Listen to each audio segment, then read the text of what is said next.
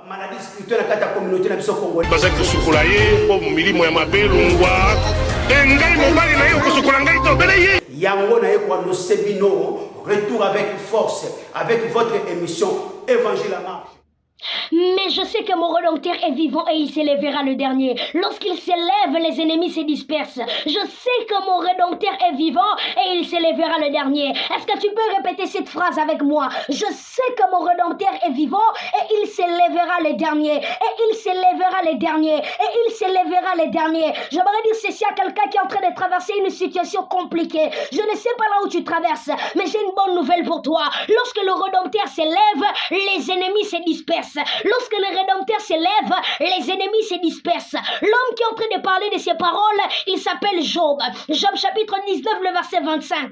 Job est en train de dire ceci. Mais je sais que mon Rédempteur est vivant et il s'élèvera les derniers. Et il s'élèvera les derniers. Malgré ma maladie, malgré mes problèmes, je sais que mon Rédempteur s'élèvera les derniers. Et lorsqu'il s'élève, les ennemis se dispersent. Oh, j'aimerais dire ceci à quelqu'un. Là où nous pensons que c'est fini, notre Dieu a la capacité de les redéfinir. Oh, je ne sais pas si je parle à quelqu'un. Oh, je ne sais pas si je suis en train de parler à quelqu'un. Lorsque nous pensons que c'est terminé, lorsque nous pensons que c'est fini, notre Dieu a la capacité de les redéfinir. Notre Dieu a la capacité de les redéfinir. J'aimerais dire ceci à quelqu'un. Ce n'est pas encore fini. Ce n'est pas encore terminé. Tant que Dieu n'a pas encore dit son dernier mot. Tant que Dieu n'a pas encore dit son dernier mot. Tant que Dieu n'a pas encore dit son dernier mot. La Bible déclare ceci dans le livre de Hébreux. Hébreux, la Bible déclare ceci. Jésus-Christ est le même hier, aujourd'hui et éternellement. Oh, j'aimerais dire ceci à quelqu'un. S'il a agi hier, il a la capacité d'agir encore aujourd'hui. S'il s'est manifesté hier, il a la capacité de se manifester encore aujourd'hui.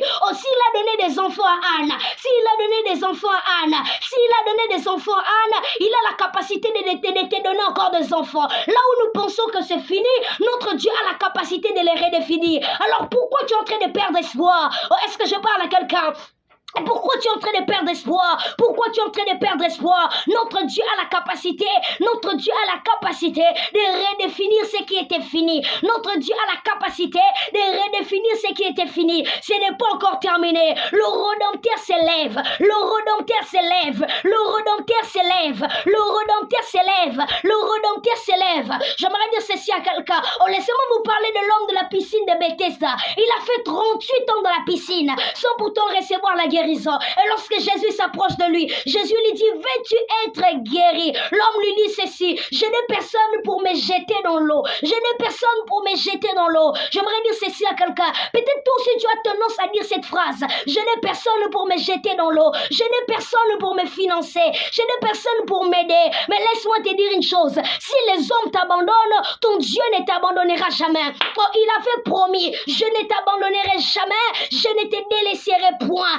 Je ne te délaisserai point, je ne t'abandonnerai jamais. J'aimerais dire ceci à quelqu'un: il n'est pas un homme pour mentir, ni fils d'homme pour se repentir. Ce qu'il a dit, il finira par l'accomplir. Oh, j'aimerais annoncer à quelqu'un: ce qu'il a dit, il finira par l'accomplir. Ce qu'il a dit, il finira par l'accomplir. Ce qu'il a dit, il finira par l'accomplir. Il n'est pas un homme pour mentir, ni fils d'homme pour se repentir. Il est le même hier, aujourd'hui et éternellement. Il est le même hier, aujourd'hui et éternellement. J'aimerais dire ceci à quelqu'un: peu importe les vents et tempêtes, garde ta foi.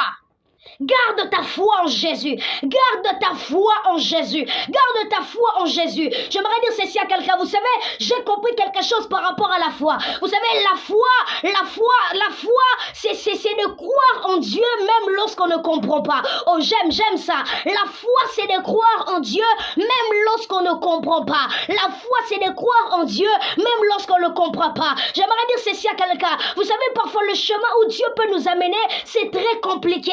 C'est un peu stratégique.